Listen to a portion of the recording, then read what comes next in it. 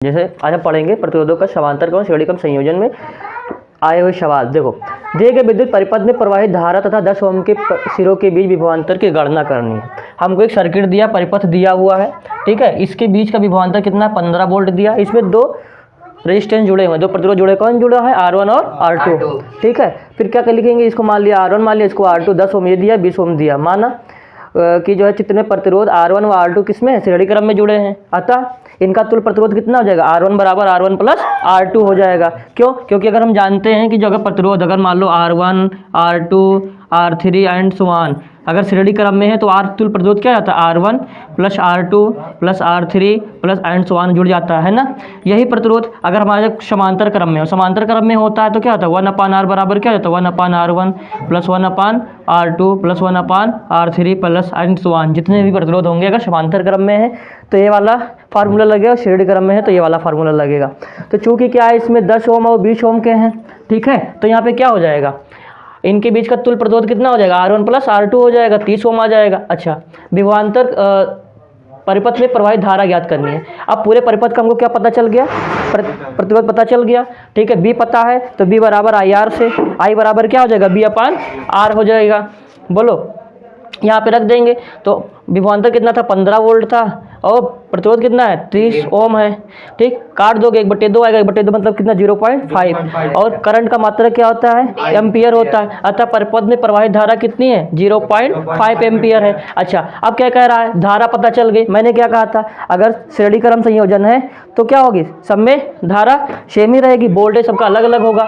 तो अब 10 ओम के प्रतिरोध के नहीं, इसके बीच पूछ रहा है कि विभवांतर कितना होगा। तो इसका मान लो विभवांतर V1 है, मैंने क्या माना, प्रतिरोध इसका R1 माना तो V1 मान लेंगे। तो B बराबर IR होता है तो V1 बराबर क्या हो जाएगा, IR1। तो I हमको पता है, पूरे सर्किट में कितनी करंट बह रही है, 0.5 एम्पियर की। तो 0.5 इंटू कितना हो जाएगा, इसका प्रतिरोध कितना, रेजिस्टेंस कितना है, 10 ओम है, मल्टीप्लाई कर देंगे, कितना हो जाएगा, कितना हो जाएगा, ये 5 हो जाएगा, ठीक है, 5 वोल्ट। अतः 10 ओम के प्रतिरोध के सिरों के विभवांतर कितना है, 5 वोल्ट है। कितना है, 5 वोल्ट है। सेकंड क्वेश्चन देखते हैं, बिंदु ए तथा सी के बीच तुल्य प्रतिरोध ज्ञात करना है। एक पॉइंट दिया हुआ है ये, और इसके बीच में क्या निकालना है, हमको तुल्य प्रतिरोध निकालना है, ठीक है। हम कोई भी मान लेते हैं, R1, R2, R3, R4, R5, किसी को भी मान लें, हम इसको भी R1, R2, R3 मान ले सकते हैं।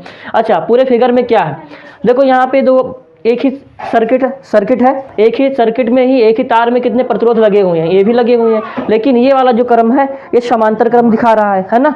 तो हम पहले क्या कर लेंगे, इस समांतर क्रम को एक प्रतिरोध मान लेंगे, यानी को सॉल्व करेंगे। और जब ये सॉल्व होकर कोई प्रतिरोध आएगा, एक रेजिस्टेंस आएगा, तो ये और ये तीनों किस में हो जाएंगे, श्रेणी क्रम में हो जाएंगे। तो हम पहले क्या करते हैं, माना R3, R4, R5 किस में है, समांतर क्रम में है। तो क्या हो जाएगा, 1/, इसको R' मान लेते हैं, 1/R' बराबर 1/R3 plus 1/R4 plus 1/R5 मान लेते हैं। तो सबका वैल्यू रख देंगे, ठीक है। 1/2 प्लस 1/6 प्लस 1/6 हो जाएगा, ठीक है सर, 1/6 हो गया। तो ये क्या हो गया, 3 + 1 + 1 कितना हो जाएगा, 5/6। तो 1/R' आया, R' नहीं आया है, तो R' क्या करोगे, इसको उल्टा कर दोगे। तो या इसको ऐसे लिख जाओ, इसको इधर ले जाओगे, इसको इधर ले जाओ, तो इधर क्या हो जाएगा, 5 इधर नीचे ले आए, है ना, और 6 ऊपर चला गया, और R' इधर आ गया। तो R' बराबर क्या हो जाएगा, 6/5 यानी 1.2 आ जाएगा। अब अब R1, R2 और ये जो सॉल्व किया कितना है, R' किसमें, श्रेणी क्रम में है, किसमें है, श्रेणी क्रम में है। श्रेणी क्रम में अभी मैंने बताया, अगर श्रेणी क्रम में तो वाला फिर फार्मूला लगा देंगे, इनको सबको जोड़ लेंगे तो 2 ओम प्लस 3.5 ओम प्लस 1.2 ओम टोटल आएगा कितना, 6.7 ओम आ जाएगा। अतः बिंदु ए तथा सी के बीच तुल्य प्रतिरोध कितना है, 6.7 ओम है, ठीक है। दिख रहा है ना सबको। अतः दिए गए परिपथ में ज्ञात कीजिए, क्या ज्ञात करना है, परिपथ का तुल्य प्रतिरोध ज्ञात करना है, परिपथ में धारा ज्ञात करनी है। अच्छा, क्योंकि इसमें क्या दिया, परिपथ में तुल्य प्रतिरोध पहले ज्ञात करना है, क्योंकि पहले जब हम तुल्य प्रतिरोध ज्ञात कर लेंगे पूरा, क्योंकि हमको क्या दिया, वोल्टेज दिया हुआ है। अगर हमको पूरे परिपथ का प्रतिरोध पता हो तो हम I बराबर निकाल लेंगे ना B/R से, है ना। तो हम अच्छा R1, R2, R3 सब दिए हुए हैं, तो टोटल रेजिस्टेंस को जोड़ लो। अच्छा, हमको क्या दिख रहा है, या तो इनको पहले श्रेणी में जोड़ लें, फिर इनको समांतर में जोड़ लें, जो आया है ये और जो अभी इसको श्रेणी में जोड़ लेते ये, अब दोनों किस में हो जाएंगे, फिर श्रेणी में हो जाएंगे। तो सबसे पहले हम क्या करते हैं, 3 टाइम करने से अच्छा एक ही 2 बार में हो जाएगा। क्या, इसको पहले समांतर क्रम में जोड़ लेते हैं, ये आ जाएगा, और ये सारे के सारे एक ही तार में जुड़े हुए तो किस में हो जाएंगे, श्रेणी क्रम में हो जाएंगे। तो पहले इसको R1 R2 मान लिया, ये क्या है, श्रेणी क्रम समांतर क्रम में है, तो 1/R1 प्लस 1/R2 हो जाएगा, यानी 1/2 प्लस 1/2 कितना हो जाएगा, 2/2, यानी 1 आ जाएगा, यानी 1/R बराबर 1/1, तो R बराबर कितना, 1 ओम। 1 ओम ये हो गया। अब देखो ये आके क्या हो गया, पूरा 1 हो गया, ये पूरा क्या हो गया, 1 हो गया, तो 1 ये हो गया, फिर इसी में सब लगे हुए हैं, है ना।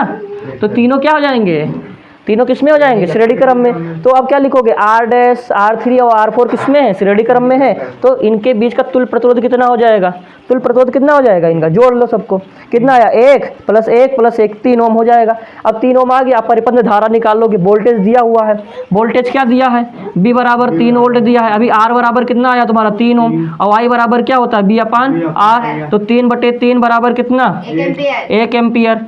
ठीक, मान लो अगर कहीं ऑप्शन में आ जाए 1 एम्पियर ना हो, वोल्ट पर ओम लिखा हो, इसका B का मात्रा क्या होता है, वोल्ट होता है, और प्रतिरोध का मात्रा क्या होता है, ओम होता है, तो वोल्ट पर ओम भी हो सकता है। ठीक है, तो ठीक है, इसको नोट कर लो। Thank you.